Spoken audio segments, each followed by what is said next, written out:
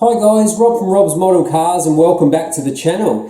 Now today's review is of an older model, but it's a new one to my collection. And this is one of AUTOart's older models. Now this is a Nissan 350Z from the JGTC, which was the Japan Grand Touring Cars. That category is now called Super GT in Japan.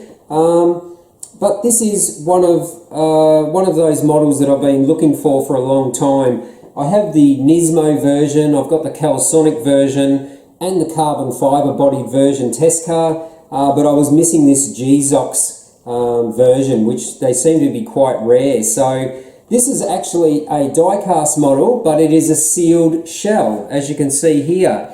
So it's funny that all the cheaper resin manufacturers like GT, Spirit, Kyosho are all making sealed models now. Actually, AUTOart were making sealed models many years ago. So it's quite funny that things are coming around full circle. Anyway, I thought I'd give you guys a bit of a look at these older JGTC models. They made all the Nissans, they made Hondas, Toyota Supra, I think. There's quite a few of them, and they are really good models. So if you can get one at a decent price, I'd highly recommend adding it to the collection. You guys that collect JDM, you've probably got a few of these already in the collection. So we'll get this out of the box, unscrew it from its plastic base, and we'll have a closer look at this older AUTOart die-cast sealed model. Okay, so here we have the AUTOart Nissan or Nismo 350Z JGTC. And this is Team GZOX. I'm not sure exactly what GZOX is. The product, if someone knows, they can leave it in the comments below and let me know what GZOX is. But yeah, this completes my collection of the 4 AUTOart Nismo 350Z race cars from the Japan JGTC series. I've been chasing one of these for quite a while. It seemed to be quite a rare car in this livery. So yeah, really happy to add it to the collection, and I got it for an okay price. I just paid just over 200 Australian dollars for this car, and I got this through eBay from a seller in Japan. So yeah, happy with this. Now, as I mentioned, these are die-cast models. They are metal, but they are sealed, so no opening parts, no opening doors, no opening hood, no opening parts at all. They still do have turning wheels, and they do have steering, but yeah, they are a sealed body shell, and they were quite cheap when they were first released. The first one I ever bought was about 120 Australian dollars from a store.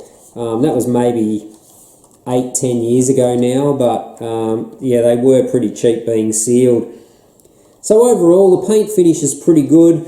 This one does have an orange and chrome pattern on there. The chrome is not super shiny reflective. I think it's just a silvery chromy style paint. It looks okay. There are some parts that it looks not super smooth, but look, it is a cheaper model, so I can accept that. It does actually have a chrome sticker on the rear where the rear window would be. That's fully reflective, as you can see, no defects there. I guess it's hard for them to use that same material up where the body curves around here, probably wouldn't stick. But overall, it's full of livery, race car livery, so you've got sponsor decals all over it as well. So yeah, overall, I'm pretty happy with the exterior of the car. It does have this almost fluorescent orange on there.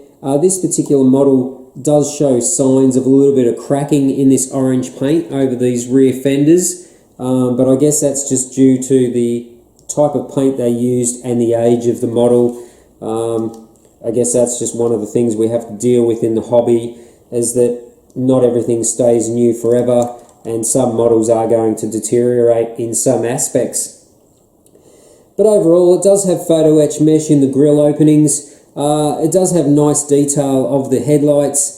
It does actually have these great little bonnet pins and bonnet latches. These are great little metal pieces. You've got your metal tow hook on the front.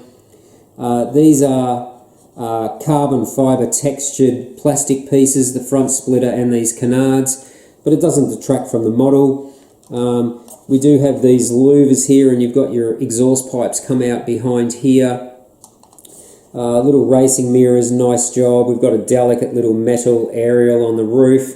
The side windows are actually, AUTOart used to use a thicker plastic rather than the thin plastic they use on resin models. And as I say, nice job on the door handles. You've actually got your fuel fillers on this side, excuse me, and tow hook on the back and some more mesh pieces, rear diffuser. So yeah, overall, I mean, you know, it's a pretty good model. I think this is the only model that you can buy of this car, or the JGTC race cars. I don't think any other manufacturer made them other than AUTOart. So if you want these models, you've got to find these AUTOart ones. So yeah, I quite like it. It's a unique model.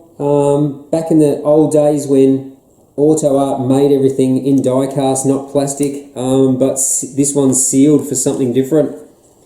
Now it has a pretty detailed interior. It's mostly all black, the dashboard, the seat. It's got some grey Nismo seat harnesses in there. You've got some detail of the gear shifter in the centre console.